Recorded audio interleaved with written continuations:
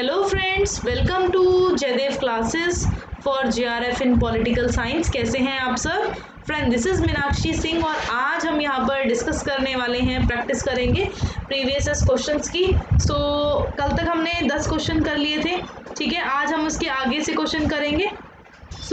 आज है first question 11, लेकिन उससे पहले अगर आपने हमारे चैनल को सब्सक्राइब नहीं किया है, अभी तक बेल आइकन को प्रेस नहीं किया है, तो जल्दी से हमारे चैनल को सब्सक्राइब करें, बेल आइकन को प्रेस करें। इससे क्या होगा, जब भी मैं कोई न्यू वीडियो लेकर आऊँगी उसका नोटिफिकेशन आपको मिलेगा और आप मेरे सभी वीडियोज़ को देखकर उसका जो बेनिफिट है वो उठा पाएंगे। चलिए नेक्स्ट, जो फर्स्ट क्वेश्चन है यानी 11 question, given below two statement, दो स्टेटमेंट दी हुई हैं, एक है असर्शन, दूसरी है रीजन। सिलेक्ट करना है करेक्ट आंसर को, कोट्स नीचे दिए हुए हैं। असर्शन कहता है according to Weber comparative politics could be comprehended within a large framework of culture which he did by demolishing Marx theory of economic determinism. Reason कहता है as without this rejection his theory was totally untenable. तो यहाँ पर code दिए हुए हैं, जल्दी से क्वेश्चन देखेंगे। आज से हम क्या करते हैं, यहाँ से हम लोग जो स्टार्ट करते हैं, ठीक है।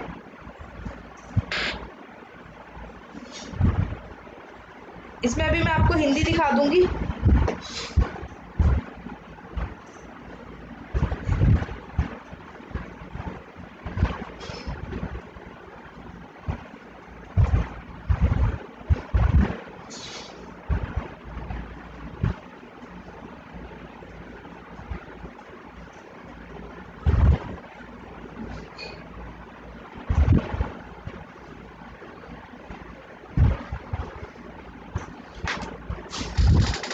मॉक टेस्ट स्टार्ट कर रहे हैं, ठीक है, आज से। तो ये पार्ट 1 रहेगा। ये रहा हिंदी इसका। नीचे दिए गए दो कथन, एक है अभिकथन, दूसरा है रीजन। नीचे दिए गए सही कोडों का सही उत्तर चयन करना है। अभिकथन कहता है वेबर के अनुसार तुलनात्मक राजनीति को संस्कृति के बड़े ढांचे के भीतर समझा जा सकता है और उन्होंने आर्थिक नियतवाद और के मार्क्स के सिद्धांत को ध्वस्त करके किया था।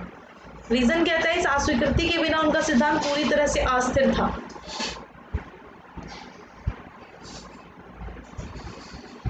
राइट आंसर बताना है क्या होगा।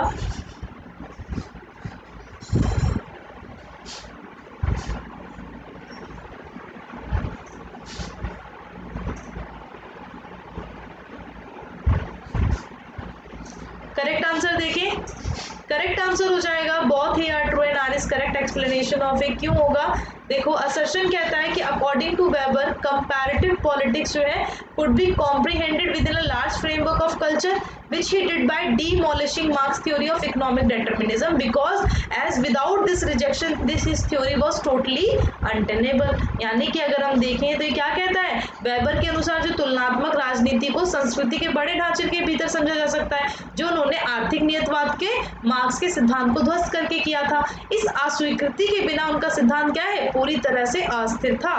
तो राइट आंसर क्या हो जाएगा, दोनों ए आर सही है और आर ए की सही व्याख्या है।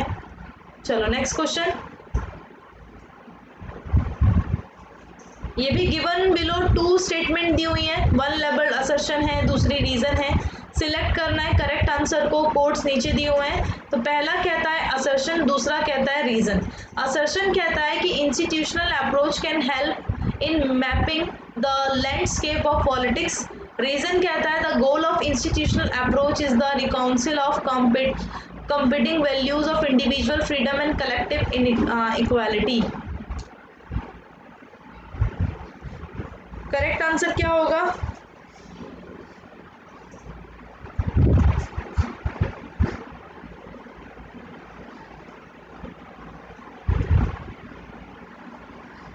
हिंदी दिखाऊं?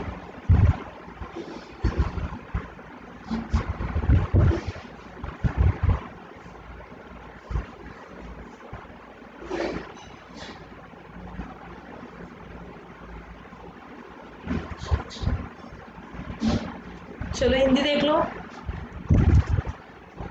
अभिकथन संस्थागत दृष्टिकोण राजनीति के परिदृश्य को मैप करने में मदद कर सकता है। कारण संस्थागत दृष्टिकोण का लक्ष्य व्यक्तिगत स्वतंत्रता और सामूहिक समानता के प्रतिस्पर्धा मूल्यों को समेटना है। आंसर दीजिए, वेरी गुड। ठीक है, इसका करेक्ट आंसर देख लेते हैं। देखिए आप लोगों को क्या करना है, जो मैं बोलती हूँ ना आंसर दीजिए, तो अभी तो आप लाइव नहीं हो, लेकिन आप क्या कर सकते हो, इसका मतलब आप लोगों को अपने मन में जल्दी से आंसर सोच लेना है, और उसके बाद जब मैं आपको आंसर दिखाऊंगी तो आपको अपने आंसर को मेरे वाले आंसर से मैच करना है। अगर गलती हो जाती है तो ध्यान से इस क्वेश्चन का यानी इस कंटेंट को अच्छे से पढ़ना है, इस टॉपिक को पढ़ना है, ठीक है। तो राइट आंसर देखो, both here true and R is correct explanation हो जाएगा, क्योंकि institutional approach can help in mapping the landscape of politics, यानी कि जो संस्थागत दृष्टिकोण है वो राजनीति के परिदृश्य को मापने में मदद कर सकता है, क्योंकि संस्थागत दृष्टिकोण का लक्ष्य क्या होता है, व्यक्तिगत स्वतंत्रता और सामूहिक समानता के प्रतिस्पर्धा मूल्यों को समेटना होता है। Very good. चलो next question, which century according to Easton the age of scientific method, इनमें से कौन सी सेंचुरी अकॉर्डिंग टू ईस्टर्न जो एज है साइंटिफिक मेथड की, तो 17th है, 18th है, 19th है या 20th है।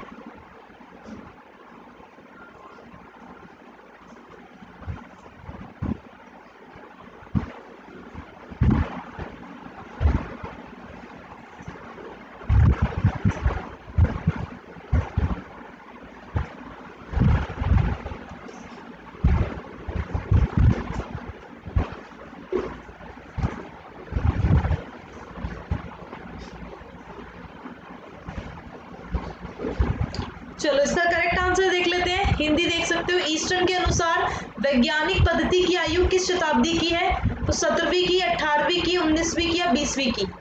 तो राइट आंसर हो जाएगा 19th century is a correct answer.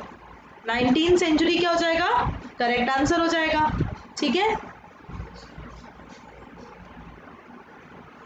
Next question, Aristotle classification of constitution was based on the categories who rule and who benefit from the rule, ways and means of perpetuating of in power, accepting the basic formulation of Plato's the Republic to ensure rule of the majority। तो correct answer देखना है।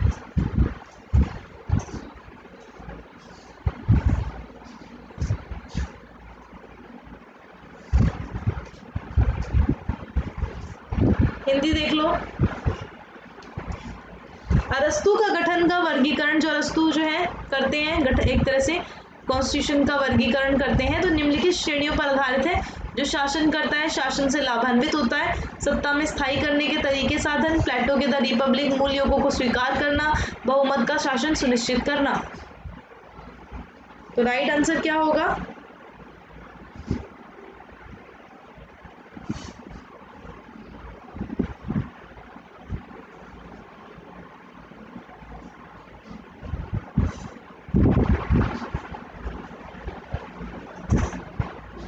चलो so correct answer देख लेते हैं। इसका correct answer हो जाएगा आपका option number A, who rule and who benefit from the rule.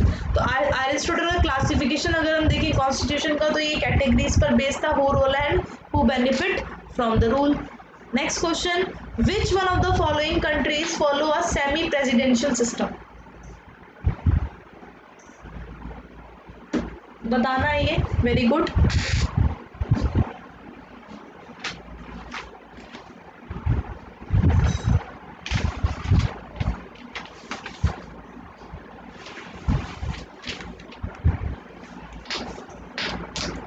चलो मैं आपको एक चीज बता देती हूँ आज की क्लास में, ठीक है।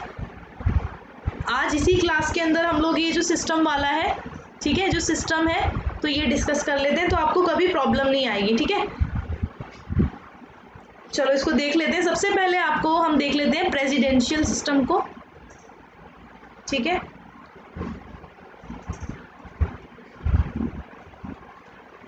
तो प्रेसिडेंशियल सिस्टम की जब हम बात करते हैं, सारे बच्चे यहाँ पर समझना, प्रेसिडेंशियल सिस्टम की जब हम बात करते हैं तो इसमें क्या होता है, प्रेसिडेंट जो होते हैं, यानी इस पद्धति में क्या होता है, जो प्रेसिडेंट होते हैं, मार्क्स ये चेंज कर लेते हैं कलर, 2 मिनट रुको, ठीक है। जो प्रेसिडेंट होते हैं, ठीक है, जो प्रेसिडेंट होते हैं वो हेड होते हैं, वो क्या होते हैं, हेड होते हैं, किसके, स्टेट के भी और गवर्नमेंट के भी, ठीक है। तो अगर हम देखें, ये थोड़ा सा लाइट चल रहा है, दूसरा ले लेते हैं, ग्रीन ले लो, ठीक है। तो प्रेसिडेंट, जब हम बात करते हैं प्रेसिडेंशियल सिस्टम की, तो यहाँ पर क्या होता है, यहाँ पर जो प्रेसिडेंट होते हैं वो हेड होते हैं स्टेट और गवर्नमेंट के। तो यहाँ पर क्या कोई प्राइम मिनिस्टर होते हैं, प्राइम मिनिस्टर की अगर हम बात करें तो यहाँ पर नो, प्राइम मिनिस्टर यहाँ पर नहीं होते, नो प्राइम मिनिस्टर हेयर, ठीक है। प्रेसिडेंशियल सिस्टम के अंदर प्राइम मिनिस्टर नहीं होते, यहाँ पर प्रेसिडेंट जो होते हैं वो head of the state and government होते हैं। अब आप सोचोगे कौन सी कंट्रीज हैं ऐसी, तो एग्जाम्पल में लिख लेना, अफगानिस्तान है, अफगानिस्तान, ठीक है, घाना, केन्या, ठीक है, अर्मेनिया, ठीक है, ब्राजील है, चाड है, चिले है और आपका कोलंबिया, और भी बहुत सारी हैं, ठीक है। इतनी आप यहाँ अभी के लिए लिख सकते हो, ठीक है। फिर आता है आपका सेमी प्रेसिडेंशियल सिस्टम, फिर क्या आता है, सेमी प्रेसिडेंशियल सिस्टम, जो आपके क्वेश्चन में पूछा हुआ है, ठीक है, कि इनमें से कौन सी कंट्रीज में सेमी प्रेसिडेंशियल सिस्टम पाया जाता है। तो ये सेमी प्रेसिडेंशियल सिस्टम क्या होता है आखिर, ये जो यहाँ पर दिखाई दे रहा है ये होता क्या है, तो इसके बारे में समझ लेते हैं। इसमें क्या होता है बच्चों, इसमें प्रेसिडेंट भी होते हैं प्लस प्राइम मिनिस्टर भी होते हैं, ठीक है, प्रेसिडेंट भी होते हैं और प्राइम मिनिस्टर भी होते हैं। जो प्रेसिडेंट होते हैं वो एक तरह से एग्जीक्यूट करते हैं अथॉरिटी को, वो क्या करते हैं, एग्जीक्यूट करते हैं किसको, अथॉरिटी को, ठीक है। और अगर हम देखें, जो हेड ऑफ द स्टेट होते हैं तो वो प्रेसिडेंट होते हैं, और हेड ऑफ द गवर्नमेंट होते हैं वो पीएम होते हैं, ध्यान रखना, ठीक है। और सम रूल जो एक्सरसाइज किए जाते हैं, सम रूल जो करते हैं, कुछ रूल्स जो है एक तरह से इनके द्वारा किए जाते हैं, पीएम के द्वारा, ठीक है। तो ये आपके हो गए। अब ये वाला मैं आपको मिटा रही हूँ, ठीक है, आई होप आपने लिख लिया होगा। तो इसमें कौन कौन सी कंट्रीज आती है वो भी लिख लो, फिर एक साथ मिटा दूंगी, ठीक है।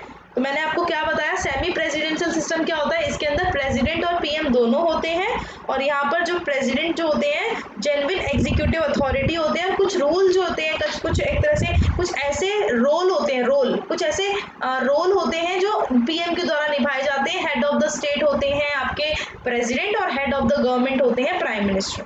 अब है कौन कौन सी कंट्रीज ऐसी, ठीक है, तो इसमें आ जाएंगी आपकी, इसके अंदर आपकी जो कंट्रीज आ जाएंगी, जैसे इजिप्ट आ जाएगा, क्या आएगा, इजिप्ट, ठीक है, इजिप्ट आ जाएगा आपका, अंगोला आ जाएगा, ठीक है, फ्रांस आ जाएगा, फ्रांस, ठीक है, मंगोलिया आ जाएगा, मंगोलिया, ठीक है, मंगोलिया आ जाएगा, ठीक है।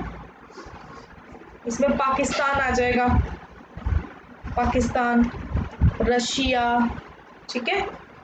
तो ये कुछ कंट्रीज इसमें आ जाएंगे जो आपके क्वेश्चन के इसमें दिया हुआ है, जैसे आप देखोगे इसके अंदर, तो इटली दिया हुआ है ना, इटली, ठीक है। इसमें वैसे और भी बहुत सारी कंट्रीज है, तो क्वेश्चन आपका थोड़ा सा हो जाएगा, क्योंकि फ्रांस भी आपका है ना, फ्रांस है इसके अंदर, इसलिए तो ये चीज़ ध्यान रखना, ठीक है। चलो अब हम चलते हैं पार्लियामेंट्री रिपब्लिक पे। मैं काम करते हुए मिटा नहीं रही हूँ, ठीक है, इधर चलते हैं। तो यहाँ पर हम देखते हैं पार्लियामेंट्री रिपब्लिक।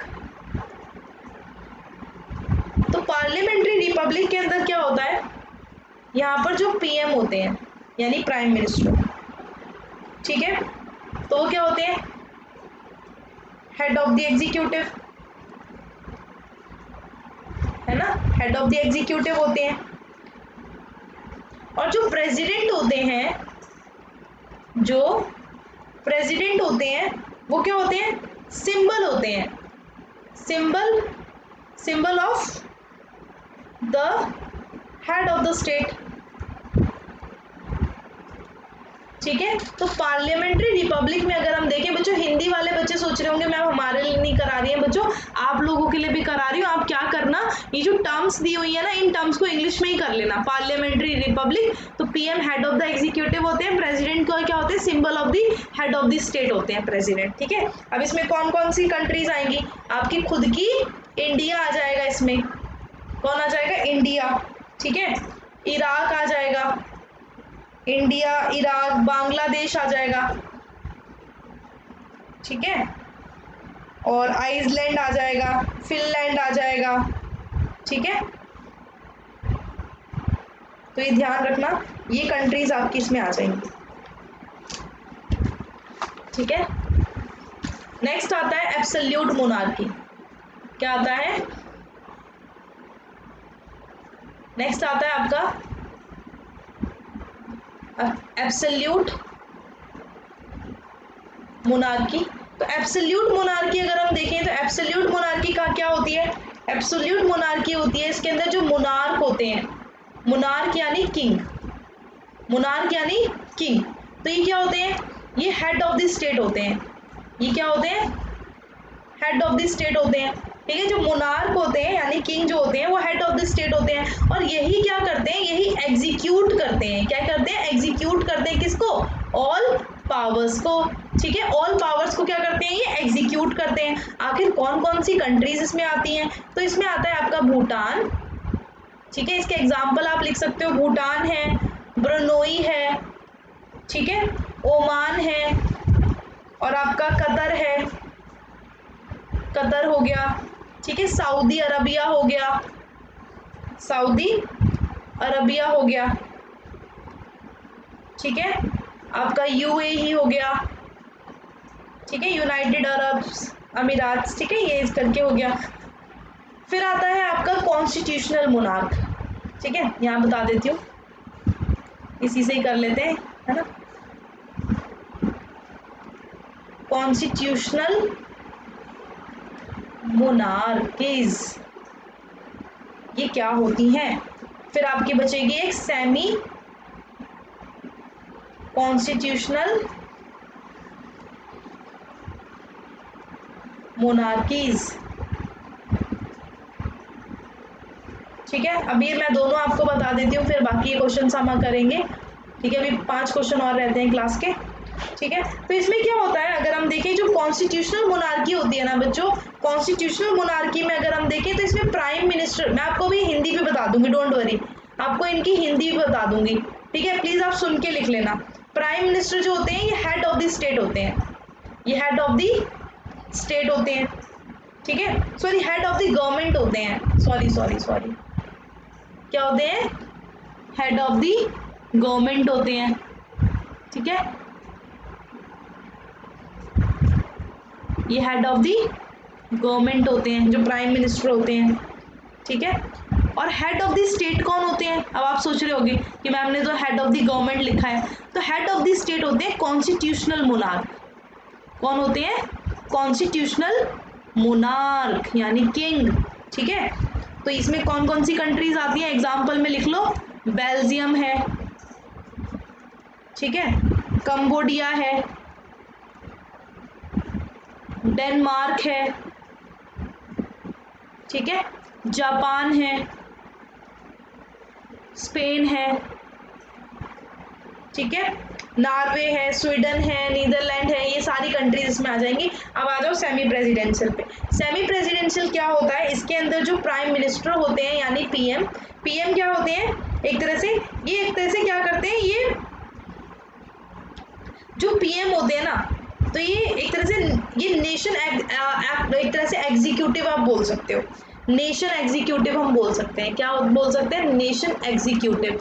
लेकिन जो रियल पावर्स होती हैं, जैसे रियल पावर्स यानी जो आपकी पॉलिटिकल पावर्स हो गई, यानी राजनीतिक अधिकार हो गए, तो पॉलिटिकल पावर्स किसके पास होती हैं, मोनार्क के पास होती है। किसके पास होती है, किंग के पास होती है। किसके पास, किंग, राजा के पास। ठीक है, तो यहाँ पर ये कौन कौन सी कंट्रीज हो गई, ये आपकी हो गई बहरीन हो गई, ये बहरीन, जॉर्डन हो गई, ठीक है, कुवैत हो गई, कुवैत में भी इसी तरीके से पाया जाता है, ठीक है, और मोनाको, मोनाको हो गई, मोनाको, मोरक्को हो गई, मोरक्को, ठीक है, नेपाल हो गई, नेपाल में भी ऐसा ही होता है, ठीक है। फिर आप सोच रहे होगे यूके वाला आप किस में डालोगे, तो यूके वाला आप ध्यान रखना जो कॉमनवेल्थ वाला होता है, ये कॉमनवेल्थ रियल्स बोलते हैं इसे, रियल, ठीक है, कॉमन वेल्थ रियल्स बोलते हैं, ठीक है।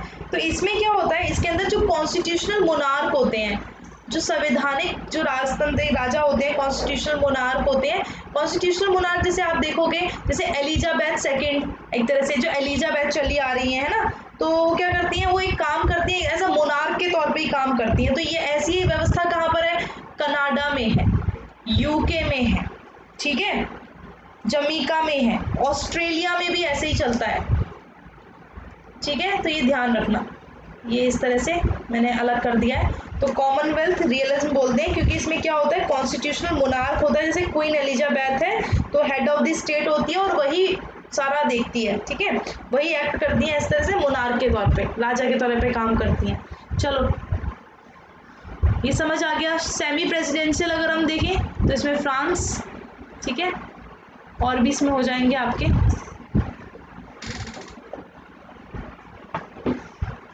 चलो नेक्स्ट क्वेश्चन देखना एक बार, पढ़ो जल्दी से नेक्स्ट क्वेश्चन।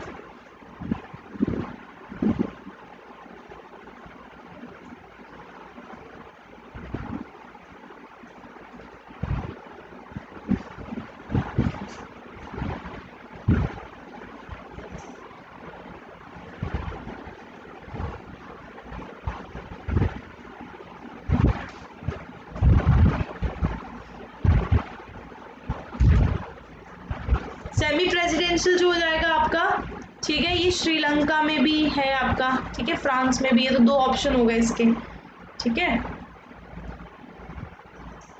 इसलिए ये पक्का ये कैंसिल हुआ होगा क्वेश्चन, ठीक है। मैंने वैसे आपको समझा दिया है अच्छे से।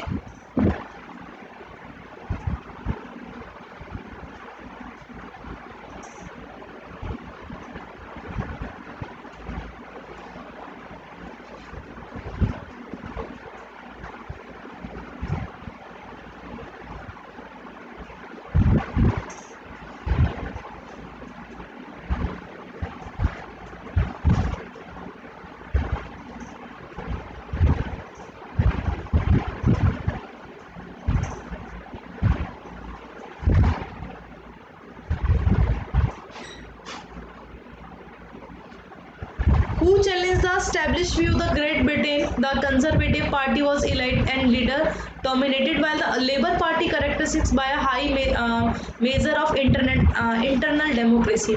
Robert Michael Mackenzie, Tony Benn और ऑस्ट्रोगोन्स्की। किस स्थापित दृष्टिकोण को चुनौती दी गई? ग्रेट ब्रिटेन में कंजर्वेटिव पार्टी अभिजात्य वर्ग और नेता का वर्चस्व था, जबकि लेबर पार्टी को आंतरिक लोकतंत्र के उच्च उपाय की विशेषता थी। राइट आंसर हो जाएगा option number B, Robert Mackenzie, ठीक है। ये चैलेंज करते हैं, ध्यान रखना। Bureaucratic authoritarianism is a variant of military rule, fascism, communism या despotism. Bureaucratic authoritarianism is a variant of military rule, fascism, communism, despotism. Question है, नौकरशाही का अधिनायकवाद एक प्रकार है सैन्य शासन, फांसीवाद, साम्यवाद या देश प्रेम। करेक्ट आंसर बताइए। करेक्ट आंसर होगा सैन्य प्रशासन। Bureaucratic authoritarianism variant of military rule is the right answer. Which theory held that as a society developed they would become capitalist democracy, converging around a shared set of values and characteristics? Dependency theory, structural functional theory, modernisation theory या post modernisation theory. Hindi में देख सकते हो, किस सिद्धांत ने समाजों को विकसित किया कि वे पूंजीवादी लोकतंत्र बनेंगे और जो मूल्य और विशेषताओं के साझा समूह के साथ परिवर्तित होंगे। राइट आंसर क्या हो जाएगा? राइट आंसर हो जाएगा modernisation theory. Very good. Next question. Legitimation crisis is the alternative to Weberian approach to legitimacy was developed Miliband and Sweezy, Plekhanov and Lenin, Camus and Sartre और Hermes and Offe. Hindi में दिखाऊं question. वैधता के लिए weber दृष्टिकोण के विकल्प के रूप में वैधता संकट द्वारा विकसित किया गया था। किसके द्वारा किया गया था? वेरी गुड, ध्यान से देखिए इसके ऑप्शंस। चलो करेक्ट आंसर देख लेते हैं। Habermas and Offe is the right answer, इनके द्वारा हुआ था। लास्ट क्वेश्चन है आज की क्लास का। Who said revolution mean a drastic sudden substitution of one of the group of charge of running of territorial political entity by another? तो हन्ना Arendt, Theda Skocpol, crane Brighton या Herbert Johnson?